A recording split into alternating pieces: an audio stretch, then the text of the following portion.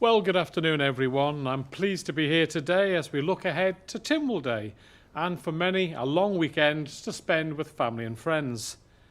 This should provide an opportunity to reflect on the challenges we've faced as an island over the past few months, to think about how far we've come, and that the reason that we are able to get together is to thank our community's collective commitment in getting us to where we are today.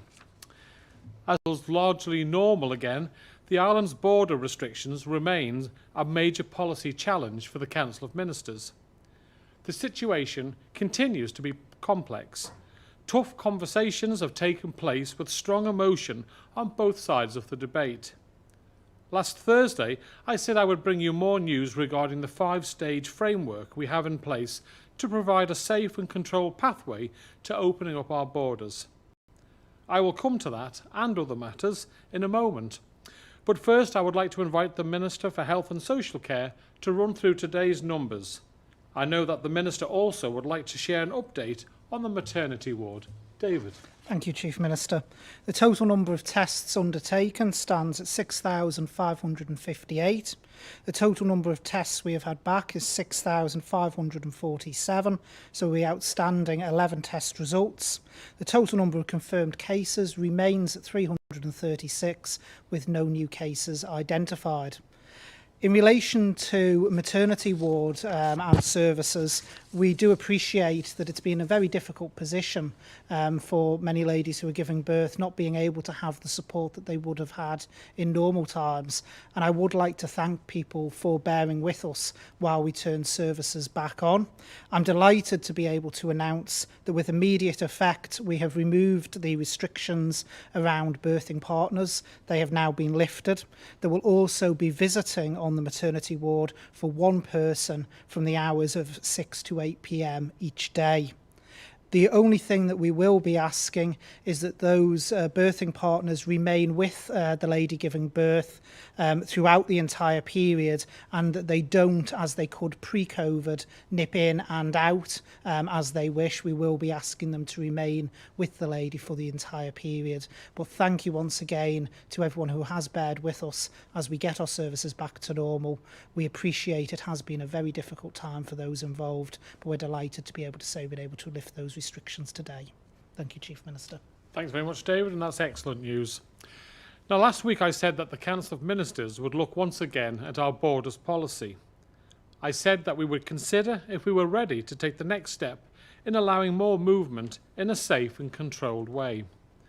The Council of Ministers discussed this in detail today.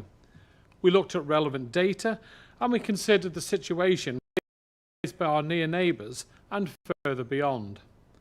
We have decided that we were not ready to move from level 5 to level 4, not least while so much uncertainty remains in the United Kingdom and elsewhere.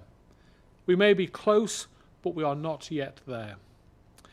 I'm aware that this will be a relief for some and a frustration to others, but in line with our approach right up to this point, we feel it is better to be cautious. New cases have caused spikes in certain areas in the United Kingdom, and we are not willing to listen while this remains a developing situation. But we do know that we cannot keep the borders as tight as they are forever. The Council of Ministers will consider this again next Thursday, and I will update you then. Staying on borders policy, the Council of Ministers did agree today to lift the restrictions on the number of residents who can return each week. This move is designed to speed up the return of those who have been approved to travel under the existing rules for returning residents. We want to bring those last people home before we take any further changes. We will be making announcements in the coming days on how this will happen for those already in the system. But please remember, the border is closed to everyone other than those who have specific exemptions. You will only be granted entry to the island if you have a valid exemption. I would now like to move on to testing and a slight change we are making to ensure that we get the earliest possible warning of any cases on the island. Testing remains the cornerstone of our strategy against this virus, and it is vital that anyone who has symptoms calls 111 to arrange for a test. It is always better to be safe than sorry. We know that some people may be reluctant to do so because they worry that even if they are negative, they would have to self-isolate for 14 days. So from tomorrow, a new process will be in place for any one of us who has been on the island for more than 14 days who thinks they may have COVID-19 symptoms. Now, when you call 111 because of the symptoms, the team will arrange a test as usual. But now, rather than instructing you to self-isolate for 14 days, regardless, the team will ask you to remain in self-isolation until you get their test results back. If the result is negative, and as long as you feel well in yourself, you will no longer be required to self-isolate by law and can go back to work or school. If the COVID test is positive, then of course the process remains unchanged. 14 days self-isolation along with any members of your household, and the contact tracing process will begin. This change has only just been agreed, and the website will be updated with the latest information by the end of the week. As more takes place, it is important to take a step back and remember that although our Manx bubble is free of COVID, it doesn't make us immune from coughs and colds. We are mixing with each other in close proximity again, and bugs are always about. It is unavoidable. What we can do is to ensure we stay responsible by maintaining good levels of hygiene. This is just not about COVID. It is just the right thing to do. Remember to catch it, bin it, kill it, and wash your hands frequently. Many services available at our hospital are beginning to resume, and I am grateful for those who have worked hard to make this possible. But we have to remember that the process can take longer in some cases than others. I need to ask everyone out there to remember that all our health and social care staff, who have been under a great amount of pressure in recent months, are doing their absolute best to return services to normal. Please bear with us and show understanding when inquiring on the status of appointments. These people do deserve our respect. I would now like to open up to questions. And first today we have is Leanne Cook from 3FM. Leanne, good afternoon.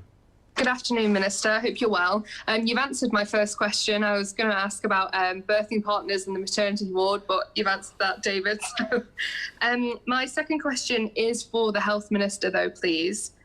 I was just going to ask if you could clarify the current procedure in regards to doctors' appointments. I just wondered if they're still implementing social distancing in these types of settings. It's just as we've heard mixed reports and some people aren't sure what to expect if they have appointments.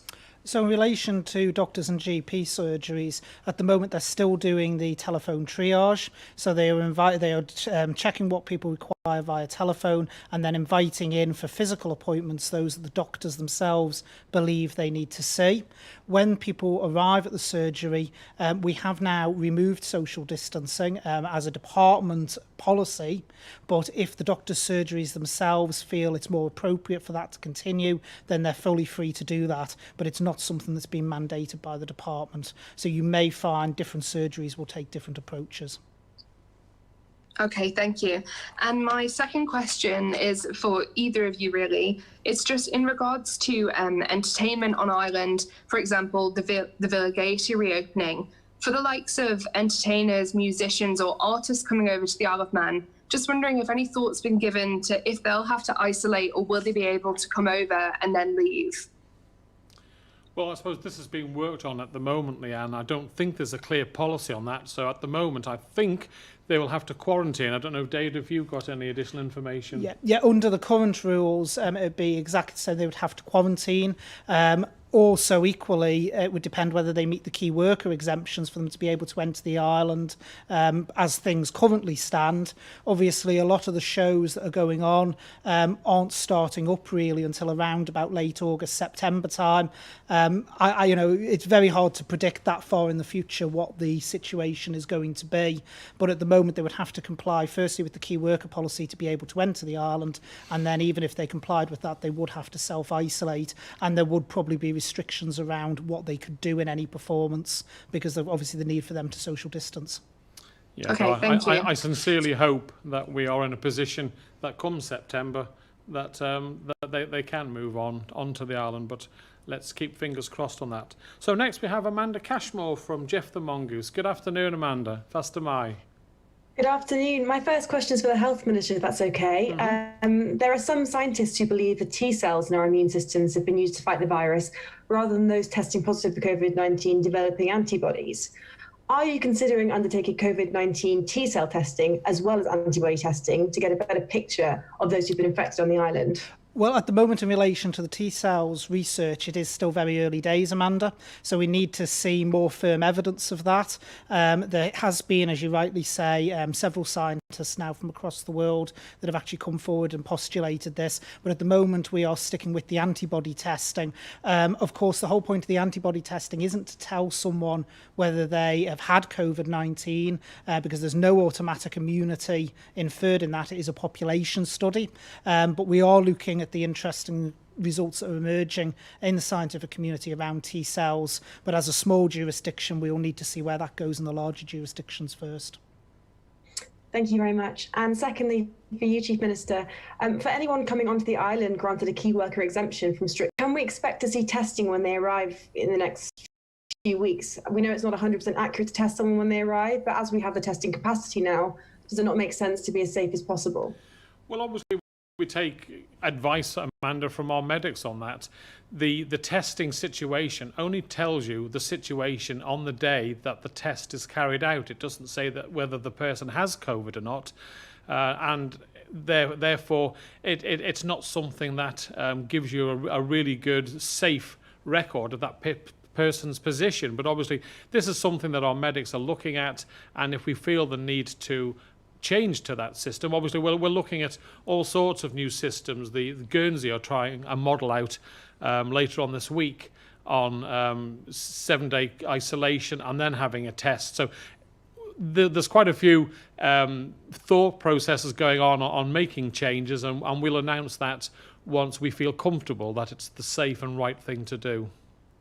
Just to go back on that, though, I'm not suggesting that those people wouldn't need to social distance anymore, but seeing as we have that capacity, does it not make sense to test them? And then if they are negative, you know that you need to go in strict quarantine. Well, it's something that we can do. The only problem is if we do testing at the borders, which has been a question that's been asked time and time again, we're taking medical staff away from the hospital or the job that they're carrying out to do the tests, which is something that we're reluctant to do. But if the advice that we are given is that the test will be a safer way of doing things with visitors coming to the Isle of Man, then of course we will look at that. I don't know, David, if you want to add anything on that topic. Yeah, just to very quickly add, Chief Minister, of course, one of the key things has been around the 14-day self-isolation for those entering the island, and even with key workers outside of their job, they have to self-isolate for 14 days. That's regardless of whether a test would come back positive or negative. So at this stage, testing wouldn't actually add anything to that. They would still be required to do the 14 days. We constantly look at our testing pathways to see if there's, on a risk-based approach, something we can do differently. The Chief Minister's already announced a change today for those who are on island for 14 days, but for those coming into the island, we're not willing at the moment to relax the 14 days self-isolation, because we believe, along with border control, that has been one of the biggest impacts on us being able to get where we are today. Thank you. Okay, thank you very much, Amanda. Now we move on to Josh Stokes from ITV. Good afternoon, Josh. Good afternoon, Chief Minister. We were originally told the 5-stage document on borders was to be released publicly last Friday. We still haven't had full confirmation on exactly when that will be published. And the government is arguably at its most comfortable stage now of the pandemic, where the island has no active cases. The majority of people are now going about their day-to-day in a somewhat normal fashion.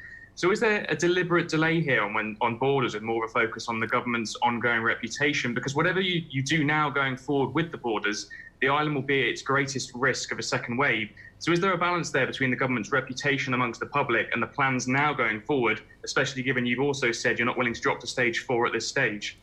Yeah, well, first and foremost, Josh, I don't think I'd ever say I'm comfortable. There's always plenty going on, and as you've rightly said, the borders is a very hot topic. We always do what we believe is right with all the evidence and the information.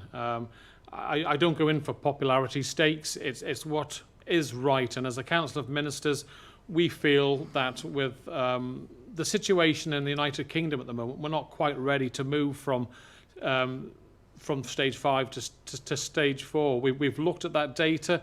We hope to be able to move fairly soon, and I think in a week's time we'll hopefully see some of the information that we're looking for to see whether we can make that move or not. So yes, it's a tough decision to make, but we will make it based on the best evidence and never worrying about our reputation. It's what's right for the island. And whilst we've got to be cautious, equally we can't be too cautious. It's just getting that, it's the Goldilocks syndrome, isn't it? We try and get it just right each time. We don't always get it right, but we do our very best. Okay, just a supplementary to that, we keep hearing it needs to be safe enough, but what exactly does that look like? Is it the number of cases, number of deaths? What is deemed as safe in the UK? Well, we're looking roughly at an infection rate that's happening in the United Kingdom. So it's 1 in 2,000, for example. Now, the most recent figures, they're there now, but they're slightly late, and the statistics in the United Kingdom show that at best they've plateaued. There has been a number of increases in, and you've seen Leicester, certain wards of Leicester shut down, and expected spikes in other regions in the north and the northwest. So I think when we've seen the next week's figures, then we'll be a little bit more confident should we make the change. Okay, my second question is that there certainly seems to be quite the celebratory atmosphere on the island still, and with no future plans or procedures that we're aware of for a second wave here, it does beg the question to how willing you think the public will be to comply with future restrictions again, if or when future measures may need to be brought in. Is that a concern? Well, obviously, it is a concern, but I mean, I have no reason to doubt the Manx public. They've been fantastic. They've followed the advice and requests that we've made. Hopefully we won't get into that situation, but we have planned. That's why we've put the letter out to all households, clearly showing what to expect if we see a significant, well, an increase in numbers on the Isle of Man, what they should expect to happen in their lives. But we sincerely hope that if everyone clearly follows the 14 days quarantine period properly, then we will not have a situation where we will have to reintroduce any of our measures. Okay, thank you. Thank you very much. And next we have is Sam Turton from Isle of Man newspapers. Good afternoon, Sam. That's right, Chief Minister.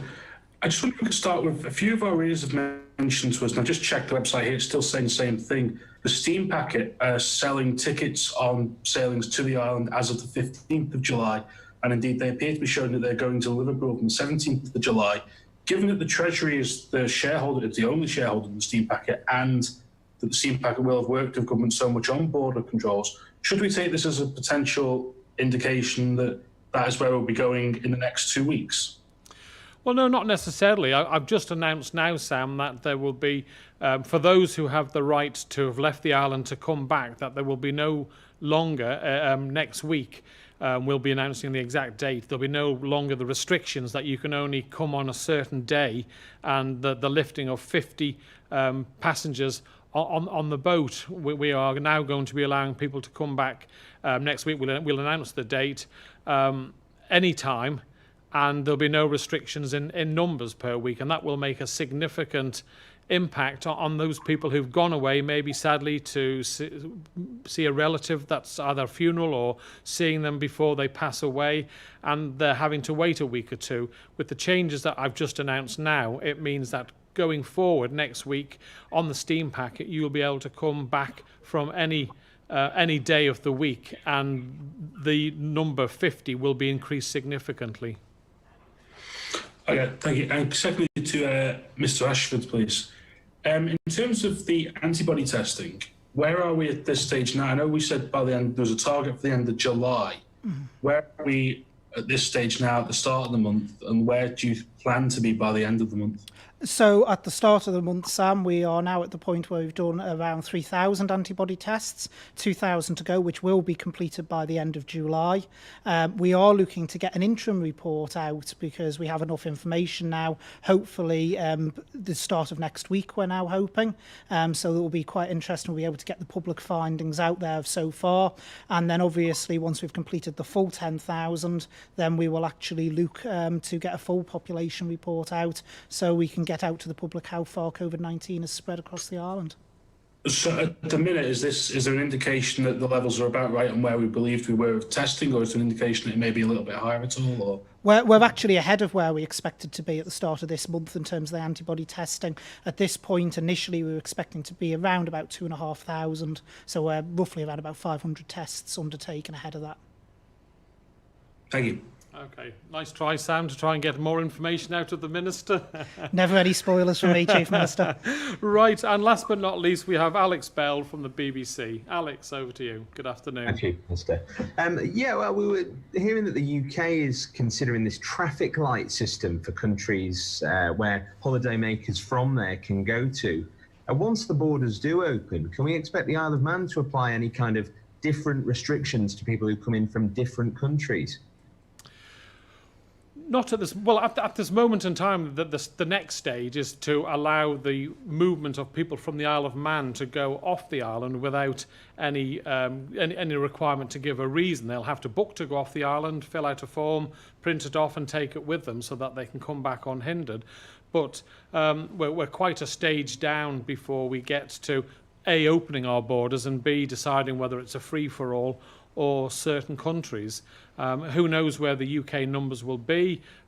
The vast majority of people will come through the United Kingdom to get to the Isle of Man, and therefore, if we're allowing that to happen, then it probably will be all the United Kingdom's figures are relatively high compared to the rest of Europe, and therefore, if we're allowing the UK in, it'll probably be everyone. But never say never. We don't know what's round the corner, Alex. You could have a second wave in a jurisdiction which severely restricts our ability to allow them to come. But we'll just have to play that as we find it on the day, really, Alex.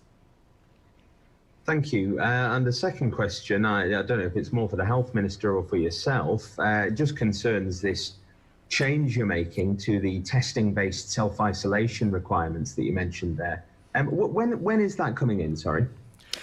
Well, David will give you the greater detail. One of the reasons we brought it in, Alex, is that you've got young people going to school, maybe having a cough, the school sending them home, and the parents having to ring up 111, and then they have the test, it comes back negative, but the family, the young person can't go out for 14 days. Now, we all know what young people are like. You believe it or not, I was one once, and we can get a bug, and 24 hours later, we're feeling absolutely perfect.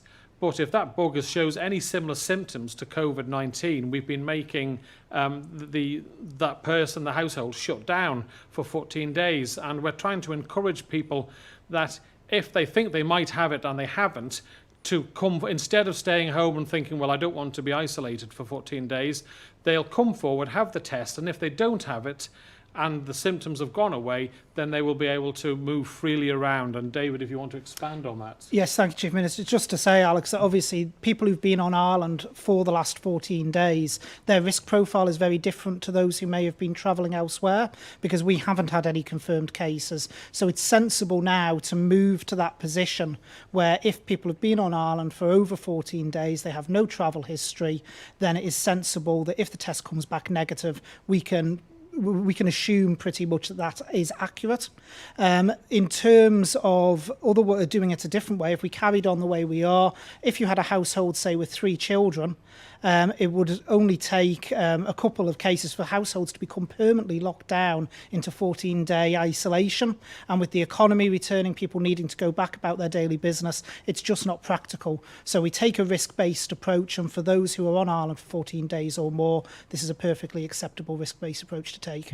Yeah. I suppose the question I was getting at, though, there can be false negative results, can there? So it would only take one person who in fact had it to spread it within the community again. But if people have been on Ireland for 14 days, bearing in mind we have low to zero community transmission because we've now got over 40 days without an identified case, then the risk is exceptionally low. If we started identifying cases again on Ireland, then obviously, as with every decision government makes, we would have to review the position. Okay, thank you. And just for clarity, when is that change coming in? So the change is coming in from tomorrow. Thank you. Yeah, it's at the end of the day, Alex, it's common sense, really. If we implemented the current policy with schools back now and virtually 100% of all our young people back at school, then we could see a situation where a third to half the school are off because there's a cold going around. So we're trying to be as reflective on the situation as possible. The fact that we have a fantastic situation where we haven't had any cases for over 40 days would show that if a young person goes down with a high temperature or a cough, etc., then it probably is just a bug which does the rounds around the school and will be gone in a short period of time. So I hope people see that this is us trying to be a common sense approach and be as flexible as possible while still protecting the health of the island. Well, thank you all very much, and thank you again for joining us this afternoon. We know that these press briefings remain popular and they will continue. As Monday is a bank holiday and attention will be focused on the Tynwald Day ceremony in St John's, the next one is scheduled to take place on Thursday. Statistics will be published tomorrow and will then pause for a long weekend before resuming on Tuesday. In the meantime, I hope everyone has the opportunity to take some time this weekend, particularly as we celebrate our National Day, to appreciate how far we've come and the collective effort involved in getting us here. For some, Tynwald Day is a ceremonial occasion to be marked solemnly in recognition of our national identity and long, proud history. For others, it is marked in the calendar as a chance to mingle, have a drink and catch up with people we haven't seen since the previous year. However you choose to spend Tynwald Day, maybe take a moment to reflect how we have proved that one island, one community, and how we've done so well. We have responded to an unseen threat and have looked out for each other. Everything we have achieved together. We have done this by understanding the risks and making the right decisions for our community. We work together for the good of our precious island, and we must continue to stay responsible while navigating the best way forward in what is a constantly evolving situation. Thank you all very much.